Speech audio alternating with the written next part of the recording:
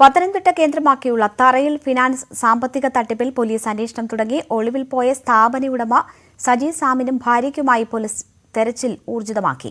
ഇയാളുടെ സ്ഥാപനത്തിൽ 70 കോടിയോളം രൂപയുടെ തട്ടിപ്പാണ് ഇതുവരെ നടന്നിട്ടുള്ളതായി കണക്കാക്കുന്നത്. വിവരങ്ങളുമായി ശശിനാരായണൻ ചേരുകയാണ്. ശശി, ഇവർ ഒളിവിൽ പോയവർക്കായുള്ള തെരച്ചിൽ എങ്ങനെ പുരോഗമിക്കുന്നു?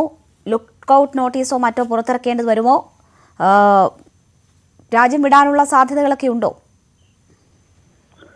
രേണുക, വലിയൊരു തട്ടിപ്പ് തന്നെയാണ് പത്തനംതിട്ടയിൽ നടന്നിരിക്കുന്നത്. പോപ്പുലർ ഫിനാൻസിന് ശേഷം തറയിൽ ഫിനാൻസ് എന്ന സ്വകാര്യ പണമിടപാട് സ്ഥാപനമാണ് ഇത്തരത്തിൽ സാമ്പത്തിക തട്ടിപ്പ് നടത്തിയിട്ടുള്ളത്. ഇതുമായി ബന്ധപ്പെട്ട് നിക്ഷേപകരുടെ പരാതികൾ ഉയർന്ന സാഹചര്യത്തിലാണ് പോലീസ് അന്വേഷണം ആരംഭിച്ചിരിക്കുന്നത്.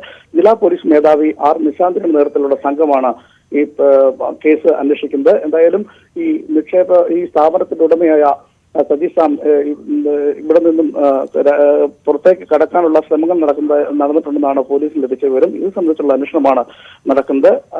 അതിന്റെ അടിസ്ഥാനത്തിൽ ലുക്കൌട്ട് നോട്ടീസ് പുറപ്പെടുപ്പിക്കാനുള്ള തീരുമാനവും പോലീസ് എടുത്തിട്ടുണ്ട്. എന്തായാലും 70 കോടിയിലധികം സാമ്പത്തിക തട്ടിപ്പ് നടത്തിയ ഒരു സാഹചര്യത്തിൽ നിരവധി പരാതികളാണ് പത്തനംതിട്ടയിലും അടൂരും അടക്കമുള്ള പോലീസ് സ്റ്റേഷനുകളിൽ ഇപ്പോൾ ലഭിച്ചുകൊണ്ടിരിക്കുന്നത്.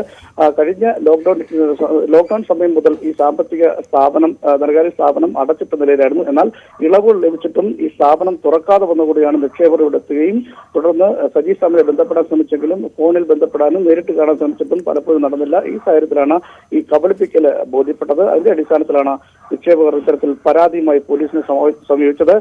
പോപ്പുലർ ഫിനാൻസിന്റെ ഒരു തട്ടിപ്പ് നടന്ന സാഹചര്യത്തിൽ വലിയ ഒരു ആശങ്ക തന്നെയാണ് നിക്ഷേപകർക്കുള്ളത്. പണം തിരിച്ചു ലഭിക്കുന്ന കാര്യം പോലും ഇപ്പോഴും നിക്ഷേപകർക്കില്ല. എന്തായാലും പോലീസ് ഈ കേസുമായി ബന്ധപ്പെട്ട് സമഗ്രമായ ഒരു അന്വേഷണം നടത്താൻ തന്നെ തീരുമാനിച്ചിരിക്കുന്നു.